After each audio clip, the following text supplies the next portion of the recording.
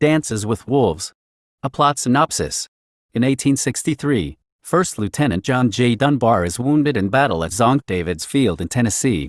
Choosing death in battle over amputation of his foot, he takes a horse and rides up to and along the Confederate lines. Confederate forces fire repeatedly at him and miss, and the Union Army takes advantage of the distraction to mount a successful attack. Dunbar survives and receives both a citation for bravery and medical care that allows him to keep his foot. He is subsequently awarded Cisco, the horse that carried him during his suicide attempt, and his choice of posting. Dunbar requests a transfer to the western frontier, so he can see it before it disappears. Dunbar is transferred to Fort Hays, a large fort commanded by Major Fambro, an unhinged officer who despises Dunbar's enthusiasm.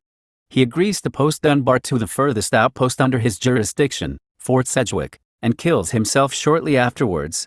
Dunbar travels with Timmons, a mule wagon provisioner. They arrive to find the fort deserted. Despite the threat of nearby native tribes, Dunbar elects to stay and man the post himself. He begins rebuilding and restocking the fort, and prefers the solitude, recording many of his observations in his diary. Timmons is killed by Pawnee people on the journey back to Fort Hays. The deaths of both Timmons and Fambro prevent other soldiers from knowing of Dunbar's assignment, and no other soldiers arrive to reinforce the post.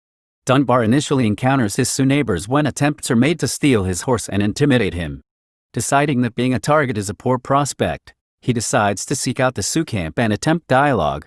On his way, he comes across Stands with a Fist, the white adopted daughter of the tribe's medicine man Kicking Bird, who is ritually mutilating herself while mourning for her husband.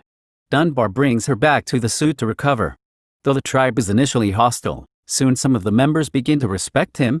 Eventually, Dunbar establishes a rapport with Kicking Bird, the warrior wind in his hair, and the youth called Smiles a Lot, initially visiting each other's camps.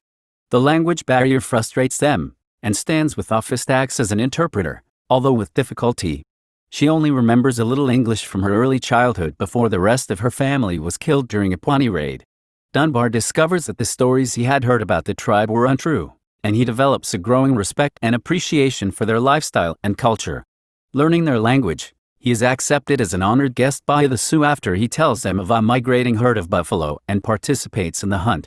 When at Fort Sedgwick, Dunbar also befriends a wolf he dubs Two Socks for its white forepaws. Observing Dunbar and Two Socks chasing each other, the Sioux give him the name Dances with Wolves. During this time, Dunbar also forges a romantic relationship with Stands with a Fist and helps defend the village from an attack by the rival Pawnee tribe. Dunbar eventually wins Kicking Bird's approval to marry Stands with a Fist and abandons Fort Sedgwick. Because of the growing threat from the Pawnee and the U.S., Chief Ten Bears decides to move the tribe to its winter camp. Dunbar decides to accompany them, but must first retrieve his diary from Fort Sedgwick as he realizes that it would provide the army with the means to find the tribe. When he arrives, he finds the fort reoccupied by the U.S. Army. Because of his Sioux clothing, the soldiers open fire, killing Cisco and capturing Dunbar, arresting him as a traitor. Two officers interrogate him, but Dunbar cannot prove his story, as a corporal has found his diary and kept it for himself. Having refused to serve as an interpreter to the tribes, Dunbar is charged with desertion and transported back east as a prisoner. Soldiers of the escort shoot Two Socks the wolf when it attempts to follow Dunbar, despite Dunbar's attempts to intervene. Eventually, the Sioux track the convoy, killing the soldiers and freeing Dunbar. They assert that they do not see him as a white man, but as a Sioux warrior called Dances with Wolves. At the winter camp, Dunbar decides to leave with Stands with a Fist because his continuing presence would endanger the tribe. As they leave, Smiles a Lot returns the diary, which he recovered during Dunbar's liberation, and Wind in his hair shouts to Dunbar, reminding him that he is Dunbar's friend.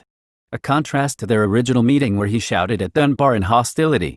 U.S. troops are seen searching the mountains, but are unable to locate them, while a lone wolf howls in the distance. An epilogue states that 13 years later, the lost remnants of the Free Sioux were subjugated to the American government, ending the conquest of the western frontier states and the livelihoods of the tribes on the plains.